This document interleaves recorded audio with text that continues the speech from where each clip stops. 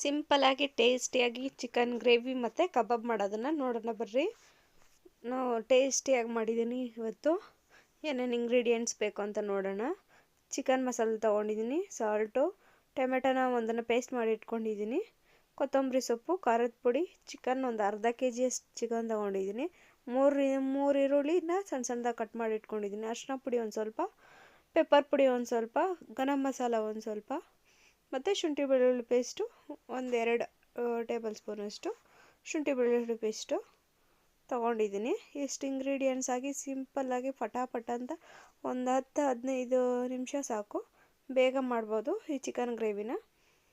ಏನು ಒಂದು ಪಾತ್ರೆ ಇಟ್ಕೊಂಡಿದ್ದೀನಿ, ಅದಕ್ಕೆ ಒಂದು 3-4 ಟೇಬಲ್ ಸ್ಪೂನಷ್ಟು ಎಣ್ಣೆ ಹಾಕ್ಕೊಳ್ತಾ ಇದ್ದೀನಿ. ಎಣ್ಣೆ ಒಂದು ಸ್ವಲ್ಪ ಚೆನ್ನಾಗಿ ಬಿಸಿ ಆಗಲಿ. ಎಣ್ಣೆ ಬಿಸಿ ಆದಮೇಲೆ ನಾವು ಏನು ಈರುಳ್ಳಿ ತೊಗೊಂಡು ಚಿಕ್ಕ ಚಿಕ್ಕದಾಗಿ ಕಟ್ ಮಾಡ್ಕೊಂಡಿದ್ದೀನಿ, ಒಂದು 3 ಈರುಳ್ಳಿನ ಅದನ್ನು ಸೇರಿಸ್ಕೊಳ್ಳೋಣ. ಈರುಳ್ಳಿ ಚೆನ್ನಾಗಿ ಬಿಸಿ ಆಗಬೇಕು, ಚೆನ್ನಾಗಿ ಫ್ರೈ ಆಗಬೇಕು. ಈ ಟೈಮಲ್ಲಿ ಈರುಳ್ಳಿ ಸೇರಿಸ್ತಾ ಇದ್ದೀರಿ. ಈರುಳ್ಳಿ ಚೆನ್ನಾಗಿ ಫ್ರೈ ಆಗೋ ಗಂಟ ಕಾಯಬೇಕು. ಚೆನ್ನಾಗಿ ಫ್ರೈ ಆಗೋ ಗಂಟ ಹುರ್ಕೋಬೇಕು ಈರುಳ್ಳಿನ. ಒಂದು 3-4 ನಿಮಿಷ ಚೆನ್ನಾಗಿ ಫ್ರೈ ಆಗಲಿ ಈರುಳ್ಳಿ.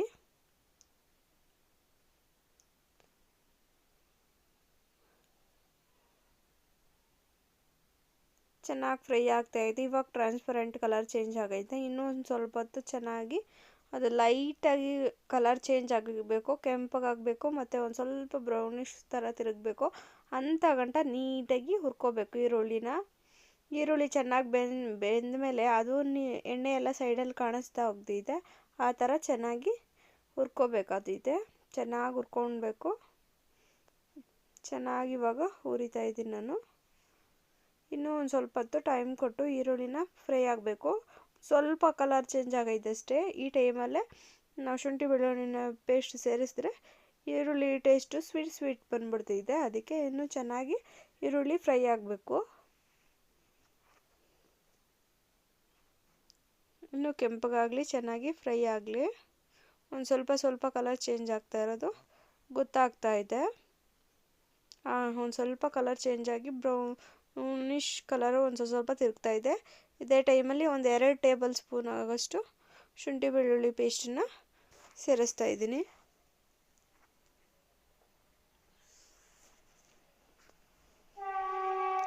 ಚೆನ್ನಾಗಿ ಹುರ್ಕೋಬೇಕು. ತಳ ಹಿಡಿತೈತೆ ಶುಂಠಿ ಬೆಳ್ಳುಳ್ಳಿ ಪೇಸ್ಟ್ ಹಾಕಿದ ತಕ್ಷಣ. ಚೆನ್ನಾಗಿ ಕೈ ಆಡಿಸಿ ತಿರುಗಿಸ್ಕೊಡ್ತಾ ಚೆನ್ನಾಗಿ ಫ್ರೈ ಮಾಡಿಕೊಂಡ್ರೆ ತಳ ಕಚ್ಚಲ್ಲ. ಇಲ್ಲಾಂದರೆ ಒಂದು ಸ್ವಲ್ಪ ಹೊತ್ತು ಬಿಟ್ಟರೆ ಕೂಡ ಅದು ಚೆನ್ನಾಗಿ ತಳ ಹಿಡಿದು ಬಿಡ್ತೈತೆ. ಆವಾಗ ಚೆನ್ನಾಗಿ ಬೇರೆ ಮಸಾಲೆ ಸೇರಿಸೋದು ಘಾಸಿ ಆಗ್ತೈತೆ. ಅದಕ್ಕೆ ಚೆನ್ನಾಗಿ ಹುರ್ಕೋಬೇಕು. ತಳ ಹತ್ತೋದು ಗೊತ್ತಾಗ್ತಾ ಇದೆ. ಚೆನ್ನಾಗಿ ಫ್ರೈ ಮಾಡ್ಕೋಬೇಕು. ಇದೇ ಟೈಮಲ್ಲಿ ಒಂದು ಟೊಮೆಟೊನ ಏನು ನಾನು ಪೇಸ್ಟ್ ಮಾಡಿ ಇಟ್ಕೊಂಡಿದ್ದೆ ಅದನ್ನು ಸೇರಿಸ್ತಾ ಇದ್ದೀನಿ. ಒಂದು ದೊಡ್ಡ ಟೊಮೆಟೊನ ಪೇಸ್ಟ್ ಮಾಡಿ ಇಟ್ಕೊಂಡಿದ್ದೀನಿ, ಅದನ್ನು ಇದೇ ಟೈಮಲ್ಲಿ ಸೇರಿಸ್ತಾ ಇದ್ದೀನಿ. ಜಾಸ್ತಿ ಟೊಮೆಟೊ ಬೇಡ, ಒಂದು ಟೊಮೆಟೊ ಸಾಕು.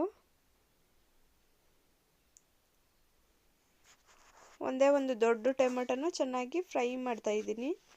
ಅದು ಚೆನ್ನಾಗಿ ಹಸಿ ಇರೋದೆಲ್ಲ ಚೆನ್ನಾಗಿ ಹಸಿ ವಾಸನೆ ಎಲ್ಲ ಹೋಗಿ ಚೆನ್ನಾಗಿ ಟೊಮೆಟೊ ಬೇಯಬೇಕು.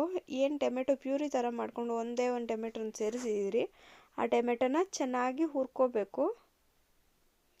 ಎಣ್ಣೆ ಬಿಡ್ತಾಯಿದೆ ಸೈಡಲ್ಲಿ, ಚೆನ್ನಾಗಿ ಎಣ್ಣೆ ಬಿಡಬೇಕು. ಅದು ಚೆನ್ನಾಗಿ ಫ್ರೈ ಆಗಬೇಕು. ಇದೇ ಟೈಮಲ್ಲಿ ಅರಿಶಿನ ಪುಡಿ ಒಂದು ಸ್ವಲ್ಪ ಸೇರಿಸ್ತಾ ಇದ್ದೀನಿ. ಮತ್ತು ಚೆನ್ನಾಗಿ ಅದನ್ನು ಎಲ್ಲದಕ್ಕೂ ಮಿಕ್ಸ್ ಆಗಂಗೆ ಹುರಿತಾ ಇದ್ದೀನಿ, ಮಿಕ್ಸ್ ಮಾಡಿಕೊಡ್ತಾ ಇದ್ದೀನಿ. ಚೆನ್ನಾಗಿ ಮಿಕ್ಸ್ ಮಾಡ್ತಾ ಇದ್ದೀನಿ.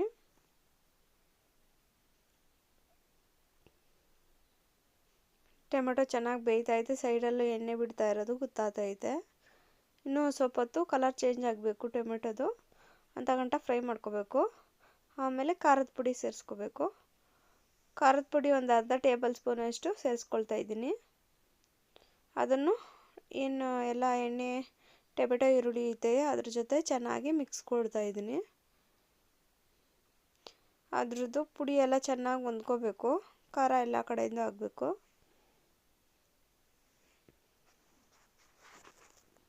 ಮತ್ತು ಗರಂ ಮಸಾಲ ಒಂದು ಸ್ವಲ್ಪ ಈ ಟೈಮಲ್ಲೇ ಸೇರಿಸಿದ್ದೀನಿ. ಒಂದೊಂದೇ ಮಸಾಲೆನ ಸ್ವಲ್ಪ ಸ್ವಲ್ಪ ಟೈಮ್ ಕೊಟ್ಟು ಫ್ರೈ ಮಾಡ್ಕೊಳ್ತಾ ಇದ್ದೀನಿ. ಪೆಪ್ಪರ್ ಪೌಡ್ರು ಸಮೇತ ಸೇರಿಸಿದ್ದೀನಿ. ಗರಂ ಮಸಾಲ ಮತ್ತು ಪೆಪ್ಪರ್ ಪೌಡ್ರನ್ನ ಸೇರಿಸಿ ಚೆನ್ನಾಗಿ ಫ್ರೈ ಮಾಡ್ಕೊಳ್ತಾ ಇದ್ದೀನಿ. ಮಸಾಲೆ ಎಲ್ಲ ಚೆನ್ನಾಗಿ ಫ್ರೈ ಆಗಿದ್ದಾಯಿತು ಅನ್ನೋ ಟೈಮಲ್ಲಿ ಚಿಕನ್ ಸೇರಿಸ್ಕೊಳ್ತಾ ಇದ್ದೀನಿ. ಏನು ಒಂದು ಅರ್ಧ ಕೆಜಿ ಚೆನ್ನಾಗಿ ತೊಳೆದು ಎತ್ತಿಟ್ಕೊಂಡಿದ್ದೆ. ಆ ತೊಳೆದಿರೋಂಥ ಚಿಕನ್ನ ಡೈರೆಕ್ಟ್ ಪಾತ್ರೆಗೆ ಸೇರಿಸ್ತಾ ಇದ್ದೀನಿ. ಮಸಾಲೆ ನಾವೇನೋ ಹುರಿದಿಟ್ಕೊಂಡಿದ್ರಿ, tomato, garam masala, pepper powder, ಅರಿಶಿನ ಪುಡಿ, ಈರುಳ್ಳಿ ಜೊತೆ ಎಲ್ಲ ಫ್ರೈ ಮಾಡಿರೋದ್ರ ಜೊತೆ ಚೆನ್ನಾಗಿ ಸೇರಿಸಿ ಉಪ್ಪು ಹಾಕ್ತಾಯಿದ್ದೀನಿ. ಇದೇ ಟೈಮಲ್ಲಿ 1 ಟೇಬಲ್ ಸ್ಪೂನಷ್ಟು ಇನ್ನು ಸ್ವಲ್ಪ ಸೇರಿಸ್ತೀನಿ.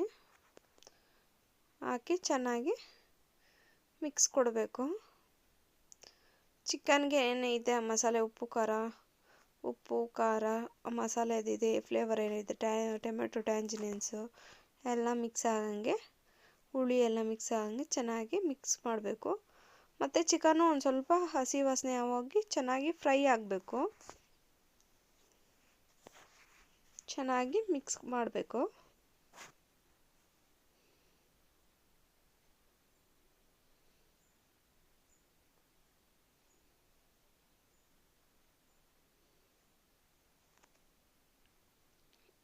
ಮೇಲೆಯಿಂದ ಕೆಳಗಡೆ ಚೆನ್ನಾಗಿ ತಿರುಗಿಸ್ಕೊಡ್ತಾ ಇರಬೇಕು. ಚೆನ್ನಾಗಿ ಫ್ರೈ ಆಗಬೇಕು ಚಿಕನ್ನು. ಈ ಟೈಮಲ್ಲಿ ತಳ ಹತ್ತು ಬಿಡ್ತೈತೆ. ನೀಟಾಗಿ ನಿಧಾನವಾಗಿ ಎಲ್ಲನೂ ಮಸಾಲೆನ ಚೆನ್ನಾಗಿ ಮಿಕ್ಸ್ ಮಾಡಿಕೊಡ್ಬೇಕಾತೈತೆ. ಇನ್ನೇನು ಚೆನ್ನಾಗಿ ಮಿಕ್ಸ್ ಮಾಡಿದ್ದಾಯಿತು. ಚಿಕನ್ ಒಂದು ಸ್ವಲ್ಪ ಹೊತ್ತು ಫ್ರೈ ಆಗಲಿ.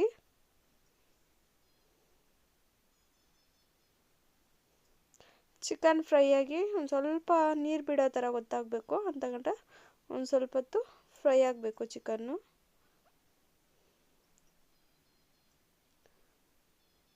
ಒಂದು ಸ್ವಲ್ಪ ಚಿಕನ್ ಬೆಂದಿರೋ ಥರ ಗೊತ್ತಾಗಬೇಕು. ಅಂತ ಗಂಟ ಚೆನ್ನಾಗಿ ಫ್ರೈ ಆಗಕ್ಕೆ ಬಿಡಬೇಕು. ಸ್ವಲ್ಪ ಕಲರ್ ಚೇಂಜ್ ಆಗ್ತೈತೆ. ಒಂದು 2-3 ನಿಮಿಷ ಒಂದು ಸ್ವಲ್ಪ ಹೊತ್ತು ಬಿಟ್ಬಿಟ್ರೆ ಅದೊಂದು ಸ್ವಲ್ಪ ಬಾಯ್ಲ್ ಆಗಿರೋ ಥರ, ನೀರು ಬಿಟ್ಟಿರೋ ಥರ ಗೊತ್ತಾಗ್ತೈತೆ. ಅಂತ ಗಂಟ ಒಂದು ಸ್ವಲ್ಪ ಹೊತ್ತು ಮುಚ್ಚಿಟ್ಟು ಬಿಟ್ಬಿಟ್ಟಿದ್ದೀನಿ. ಇವಾಗ ಚೆನ್ನಾಗಿ ಒಂದು ಮಿಕ್ಸ್ ಕೊಡ್ತಾಯಿದ್ದೀನಿ. ಮಸಾಲೆ ಜೊತೆ ನೀಟಾಗಿ ಮಿಕ್ಸ್ ಮಾಡ್ಕೊಳ್ತಾ ಇದ್ದೀನಿ. ಕೆಳಗಡೆಯಿಂದ ಮೇಲೆ ಚೆನ್ನಾಗಿ ಮಿಕ್ಸ್ ಮಾಡ್ತಾಯಿದ್ದೀನಿ. ಇವಾಗ ಒಂದು ಸ್ವಲ್ಪ ನೀರು, ಚಿಕನ್ ಚೆನ್ನಾಗಿ ಬೇಯೋದಕ್ಕೆ ನೀರು ಸೇರಿಸ್ಬೇಕು. ಒಂದು ದೊಡ್ಡ ಲೋಟ ಆಗೋಷ್ಟು, ಒಂದು 200 ಗ್ರಾಮಷ್ಟು, 150ರಿಂದ 200 ಗ್ರಾಮಷ್ಟು ನೀರನ್ನ ಸೇರಿಸ್ಕೊಳ್ತಾ ಇದ್ದೀನಿ.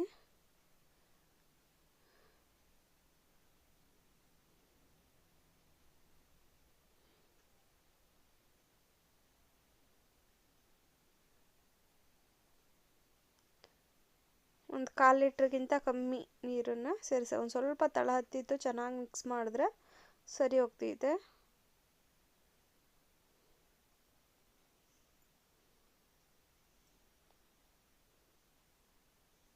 ಚೆನ್ನಾಗಿ ಚಿಕನ್ ಚೆನ್ನಾಗಿ ಬೇಯಿಸ್ಕೋಬೇಕು. ಬೇಯಿಸಿದ್ರೆ ಟೇಸ್ಟ್ ಹೋಗಿ ಉಪ್ಪು ಖಾರ ಹುಳಿ ಎಲ್ಲ ಇಳಿದು ಚೆನ್ನಾಗಿ ಬೇಯ್ತೈತೆ. ಇದೇ ಟೈಮಲ್ಲಿ ಕೊತ್ತಂಬರಿ ಸೊಪ್ಪು ಹಾಕೊಳ್ಳೋಣ. ಬೇಯೋ ಹೊತ್ನಾಗೆ ಅದ್ರ ಫ್ಲೇವರು ಚೆನ್ನಾಗಿ ಎಲ್ಲ ಪೀಸುಗಳಿಗೂ ಹಿಡ್ಕೊಳ್ತೈತೆ. ಸಿಂಪಲಾಗಿ ಈಸಿಯಾಗಿ ಮಾಡೋಂಥ ರೆಸಿಪಿ ಇದು. ಕೊತ್ತಂಬರಿ ಸೊಪ್ಪು ಸೇರಿಸಿದ್ದೀನಿ. ಇದನ್ನು ಚೆನ್ನಾಗಿ ಮಿಕ್ಸ್ ಮಾಡ್ತಾಯಿದ್ದೀನಿ. ಚೆನ್ನಾಗಿ ಮಿಕ್ಸ್ ಮಾಡ್ತೀನಿ. ಮಿಕ್ಸ್ ಮಾಡಿಲ್ಲ ಅಂದರೆ ತಳ ಹತ್ತು ಬಿಡ್ತೈತೆ. ಶುಂಠಿ ಬೆಳ್ಳುಳ್ಳಿ ಪೇಸ್ಟು ಮತ್ತು ಕೆಲವೊಂದು ಮಸಾಲೆಗಳು, ಗರಂ ಮಸಾಲೆ, ಪೆಪ್ಪರ್ ಪೌಡ್ರು ಎಲ್ಲ ಹಾಕಿದ್ದೀರಲ್ಲ, ಚೆನ್ನಾಗಿ ತಳ ಹಿಡಿದು ಬಿಡ್ತೈತೆ. ಅದಕ್ಕೆ ಚೆನ್ನಾಗಿ ಮಿಕ್ಸ್ ಮಾಡ್ತಾ ಇರೋದು. ಒಂದು 200 ಗ್ರಾಮಷ್ಟು ನೀರು ಹಾಕಿ, ಒಂದು 1/4 ಲೀಟ್ರಿಗಿಂತ ಕಮ್ಮಿ, 200 ಮಿಲಿ,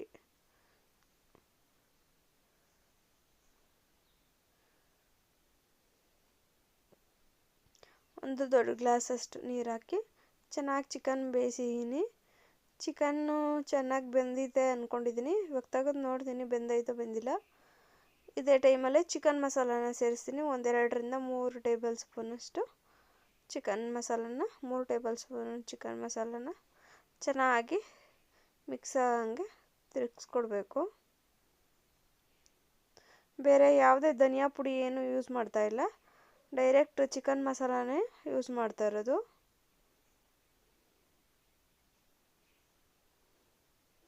ಸಿಂಪಲಾಗಿ ಈಸಿಯಾಗಿ ಟೇಸ್ಟಿಯಾಗಿ ಚಪಾತಿ ಜೊತೆ ಅನ್ನದ ಜೊತೆ ಆರಾಮಾಗಿ ತಿನ್ಬೋದು. ಇದು ಚಪಾತಿ ಮತ್ತು ಮುದ್ದೆ ಅನ್ನಕ್ಕೆ ಕಾಂಬಿನೇಷನ್ನು. ಮುದ್ದೆಗಿಂತ ಇದು ಚಪಾತಿ ಮತ್ತು ಅನ್ನಕ್ಕೆ ಚೆನ್ನಾಗಿರ್ತೈತೆ. ಚಪಾತಿ ಜೊತೆ ಸೂಪರಾಗಿ ಕಾಂಬಿನೇಷನ್ನು. ಪರೋಟ ಇದ್ದರೆ ಪರೋಟ ಜೊತೆನೂ ಸೂಪರಾಗಿರ್ತೈತೆ ಈ ಗ್ರೇವಿ.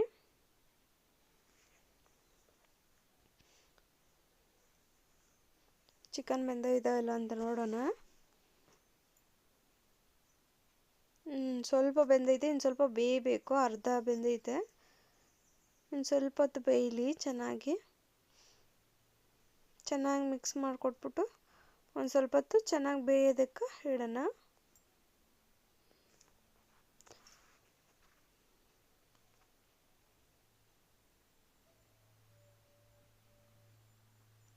ಚೆನ್ನಾಗಿ ಬೇಯಬೇಕು ಚಿಕನ್ನು. ಅರ್ಧ ಮಾತ್ರ ಬೆಂದೈತೆ. ನೀಟಾಗಿ ಚಿಕನ್ ಬೆಂದ್ರೇ ಟೇಸ್ಟಿಯಾಗಿ ಸೂಪರಾಗಿರೋದು. ಅದಕ್ಕೆ ಮುಚ್ಚಿಡ್ತಾ ಇದ್ದೀನಿ. ಪ್ಲೇಟ್ ಮುಚ್ಚಿಟ್ಟು ಒಂದು ಸ್ವಲ್ಪ ಹೊತ್ತು ಚೆನ್ನಾಗಿ ಫ್ರೈ ಆಗಲಿ. ಕಬಾಬ್ ಕಲಿಸ್ಕೊಳೋದಕ್ಕೆ ನನ್ನ ತೇಜಿವರ್ದು ಕಬಾಬ್ ಪೌಡ್ರು ಒಂದು ಪ್ಯಾಕೆಟು, ಶುಂಠಿ ಬೆಳ್ಳುಳ್ಳಿ ಪೇಸ್ಟು 1-2 ಟೇಬಲ್ ಸ್ಪೂನು, ಒಂದು ಮೊಟ್ಟೆನ ಸೇರಿಸ್ತಾ ಇದ್ದೀನಿ. ಖಾರದ ಪುಡಿ ಒಂದು ಸ್ವಲ್ಪ ಸೇರಿಸ್ಬೇಕು. ಒಂದೇ ಒಂದು ಮೊಟ್ಟೆ ಸೇರಿಸಿದ್ದು 1 ಪ್ಯಾಕೆಟ್ ಕಬಾಬ್ ಪೌಡ್ರು. ನಾನು ಅರ್ಧ ಕೆಜಿಗೆ 1 ಪ್ಯಾಕೆಟ್ ಹಾಕಿದ್ದೀನಿ. ಒಂದು ಸ್ವಲ್ಪ ಉಪ್ಪು, ಒಂದು ಸ್ವಲ್ಪ ಖಾರ ಹಾಕಿದ್ದೀನಿ. ಉಪ್ಪು, ಖಾರ, ಕಬಾಬ್ ಪೌಡ್ರು, ಒಂದು ಮೊಟ್ಟೆ ಹಾಕಿ ಚೆನ್ನಾಗಿ ಖಾರದ ಪುಡಿ ಒಂದು ಸ್ವಲ್ಪ ಹಾಕಿ ಚೆನ್ನಾಗಿ ಮಿಕ್ಸ್ ಮಾಡ್ಕೋಬೇಕು. ಸ್ಪೂನಲ್ಲಾದರೂ ಮಿಕ್ಸ್ ಮಾಡ್ಬೋದು, ಕೈಯಲ್ಲಾದರೂ ಮಿಕ್ಸ್ ಮಾಡ್ಬೋದು. ನಾನು ಕೈಯಲ್ಲೇ ನೀಟಾಗಿ ಮಿಕ್ಸ್ ಮಾಡ್ಕೊಳ್ತಾ ಇದ್ದೀನಿ. ಎಲ್ಲ ಅದು ಮಸಾಲೆ ಏನೈತೆ ಕಬಾಬ್ ಪೌಡ್ರದ್ದು ಎಲ್ಲ ಚೆನ್ನಾಗಿ ಮಿಕ್ಸ್ ಆಗಂಗೆ. ಬೇರೆ ಯಾವುದೇ ಕಲರ್ ಹಾಕಿಲ್ಲ, ಪೌಡ್ರಲ್ಲಿ ಏನೈತೆ ಅದಷ್ಟೇ. ಇವಾಗ ಚಿಕನ್ ಸೇರಿಸ್ಕೊಳ್ಳೋಣ. ಚೆನ್ನಾಗಿ ತೊಳೆದು ಇಟ್ಕೊಂಡ್ರಂಥ ಒಂದು ಅರ್ಧ ಕೆಜಿ ಚಿಕನ್ನ ಸೇರಿಸ್ಕೊಳ್ತಾ ಇದ್ದೀನಿ.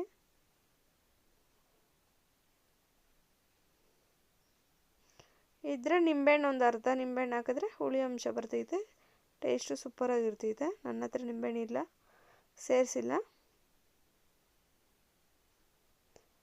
ಇಲ್ಲ ಲಾಸ್ಟಲ್ಲಾದರೂ ಯೂಸ್ ಮಾಡ್ಬೋದು ನಿಂಬೆಹಣ್ಣನ್ನು. ಕಬಾಬ್ ಎಲ್ಲ ಫ್ರೈ ಆದಮೇಲೆ ಈರುಳ್ಳಿ ಮತ್ತು ನಿಂಬೆಹಣ್ಣು ಜೊತೆ ನಂಚ್ಕೊಂಡು ತಿನ್ಬೋದು. ನಿಂಬೆಹಣ್ಣು ಹಾಕಿ ಚೆನ್ನಾಗಿ ಒಂದು ಮಸಾಜ್ ಕೊಟ್ಟು ಚಿಕನ್ಗೆಲ್ಲ ಎಲ್ಲದಕ್ಕೂ ಉಪ್ಪು ಖಾರ ಹಿಡೀಲಿ ಅಂತ ಒಂದು 1/2 ಅವರ್ ಚೆನ್ನಾಗಿ ಮುಚ್ಚಿಟ್ಟು ನೆನೀಲಿ ಅಂತ, ಉಪ್ಪು ಖಾರ ಎಲ್ಲ ಹಿಡೀಲಿ ಅಂತ ಹೇಳ್ಬಿಟ್ಟು ಸೈಡ್ಗೆ ಇಟ್ಬಿಟ್ಟಿದ್ದೀನಿ. ಒಂದು 1/2 ಅವರ್ ನೆನೀಲಿ, ಆವಾಗ ಚೆನ್ನಾಗಿ ಬರ್ತೈತೆ. ಎಣ್ಣೆ ಬಿಸಿಗೆ ಇಟ್ಕೊಂಡಿದ್ದೀನಿ. ಬಿಸಿ ಇನ್ನು ಸ್ವಲ್ಪ ಹೊತ್ತು ಬಿಸಿ ಆಗಬೇಕು ಎಣ್ಣೆ. ಚೆನ್ನಾಗಿ ಬಿಸಿ ಆದಮೇಲೆ ನಾನು ಸ್ಪೂನಲ್ಲೇ ಒಂದೊಂದೇ ಪೀಸನ್ನು ಬಿಡ್ತಾ ಹೋಗ್ತಾ ಇದ್ದೀನಿ. ಇಲ್ಲ ಕೈಯಲ್ಲಿ ಬಿಟ್ಟರೂ ಬಿಡ್ಬೋದು, ಒಂದೇ ಸತಿನೂ ಆಗ್ಬೋದು. ಆದರೆ ಬಿಡಿಯಾಗಿ ಬರೋಲ್ಲ ಅಂತ ಹೇಳ್ಬಿಟ್ಟು ಒಂದೊಂದೇ ಸಿಂಗಲಾಗಿ ಬಿಡ್ತಾ ಇದ್ದೀನಿ. ನಿಧಾನ ಆದ್ರೂ ನೀಟಾಗಿ ಆಗಲಿ ಅಂತ.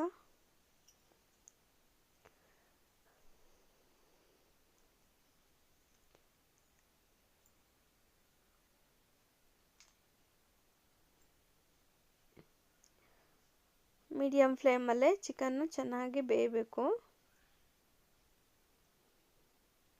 ಅದ್ರ ಕಲರ್ ಒಂದು ಸ್ವಲ್ಪ ರೆಡ್ಡಿಶ್ ಆರೆಂಜ್ ಕಲರ್ಗೆ ತಿರುಗಬೇಕು. ಚಿಕನ್ ಬೆಂದಿರೋದು ಗೊತ್ತಾಗಬೇಕು ನಮ್ಗೆ ನೀಟಾಗಿ, ಅಂತ ಗಂಟ ಫ್ರೈ ಆಗಬೇಕು. ಮೀಡಿಯಮ್ ಫ್ಲೇಮಲ್ಲೇ ಬೇಯಿಸ್ಬೇಕು.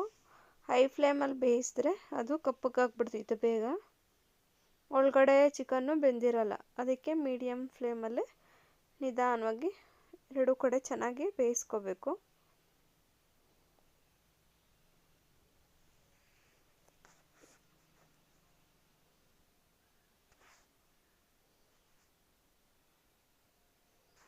ಇನ್ನೂ ಚೆನ್ನಾಗಿ ಬೇಯಬೇಕು.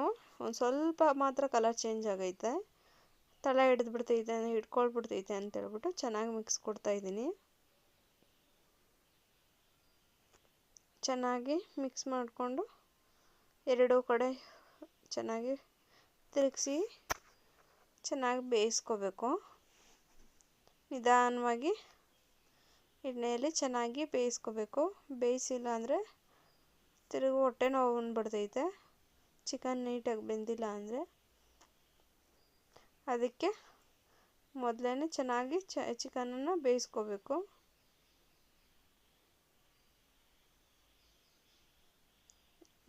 ಇನ್ನೇನು ಕಲರ್ ಚೇಂಜ್ ಆಗ್ತಾ ಬಂದೈತೆ. ಇನ್ನು ಸ್ವಲ್ಪ ಹೊತ್ತು ಚೆನ್ನಾಗಿ ಫ್ರೈ ಆದರೆ ಚಿಕನ್ನು ಕಬಾಬ್ ರೆಡಿ ಆಗ್ತೈತೆ. ಇನ್ನೂ ಸ್ವಲ್ಪ ಹೊತ್ತು ಬೇಯಲಿ ಚೆನ್ನಾಗಿ. ಸಿಂಗಲ್ ಆಗಿ ಹಾಕಿರೋದಕ್ಕೆ ಅಂಟ್ಕೊಂಡಿಲ್ಲ, ನೀಟಾಗೈತೆ. ನೋಡೋದಕ್ಕೂ ಸೂಪರಾಗಿ ಕಾಣಿಸ್ತಿದೆ. ಚೆನ್ನಾಗಿ ಬೆಂದೈತೆ, ಸಾಕು. ಚೆನ್ನಾಗಿ ಫ್ರೈ ಆಗೈತೆ, ಕಲರು ಚೇಂಜ್ ಆಗೈತೆ, ಚಿಕನ್ನು ಬೆಂದೈತೆ. ಚೆನ್ನಾಗಿ ಫ್ರೈ ಆಗಿರೋದು ಗೊತ್ತಾಗ್ತಾ ಇದೆ. ಇವಾಗ ಪ್ಲೇಟಿಗೆ ತೆಗ್ಕೊಳ್ಳೋಣ.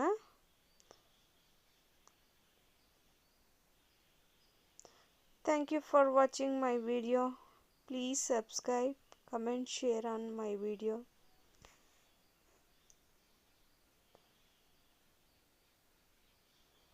ಟೇಸ್ಟಿ ಕಬಾಬ್ ಒಂದು ಸಿಂಪಲ್ ಆಗಿ ಮಾಡೋಂಥ ಚಿಕನ್ ಫ್ರೈ ಜೊತೆ ನನ್ನ ಅಡುಗೆ ready.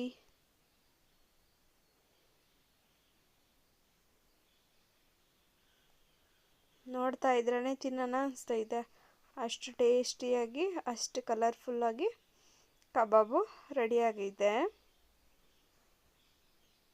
Tasty crispy crunchy kebab ready.